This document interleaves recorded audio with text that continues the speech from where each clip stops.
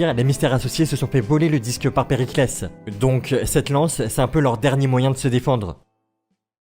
Et elle va sûrement pas être de trop parce qu'à leur retour, Crystal Cove est déserte. Périclès est devenu par la force le leader des anciens Mystères Associés. Et il en a profité pour réduire tous les habitants de la ville en esclavage. Il les utilise pour creuser jusqu'à l'endroit indiqué par le planisphère. Très clairement, ça sent l'affrontement final et c'est difficile de savoir qui va vraiment gagner. On aurait tendance à dire Scooby-Doo et ses amis, parce que c'est les héros et qu'ils gagnent toujours.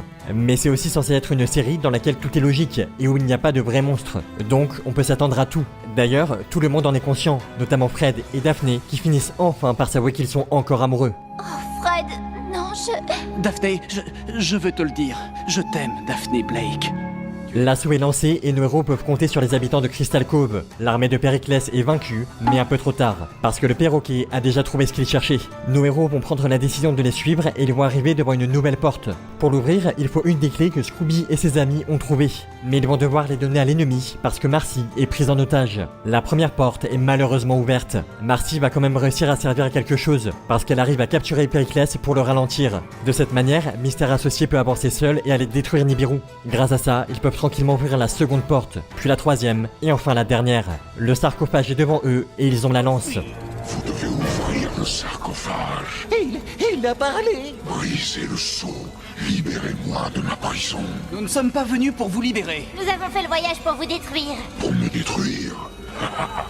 Vous n'avez pas le choix. C'est votre destin de me libérer.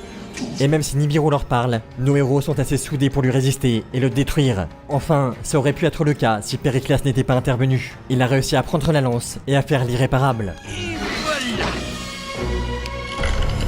L'avènement de Nibiru a commencé.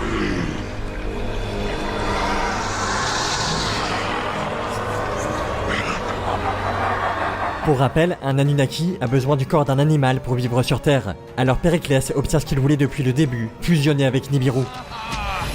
Rien ne peut m'arrêter. Mais en réalité, l'entité va juste l'absorber et prendre possession de son corps. Scooby va réussir à prendre la lance et essaye de tuer le monstre, mais c'est déjà trop tard. Nibiru est trop fort et il va essayer de dévorer nos héros. Il aurait pu y arriver si Monsieur E ne s'était pas sacrifié pour les sauver. Son sacrifice n'a malheureusement pas servi à grand chose. Nibiru libère son armée sur le monde et la Terre est dévastée. Tout semble perdu jusqu'à ce qu'un étrange bouclier apparaisse comme par magie autour de Mystères Associés. Il ne peut pas nous absorber, et tout à l'heure il n'a pas pu nous toucher, vous vous souvenez? Quand on est ensemble, on est protégés. Tous les 5. Grâce à notre amitié. On est ensemble. On va gagner. Allons-y.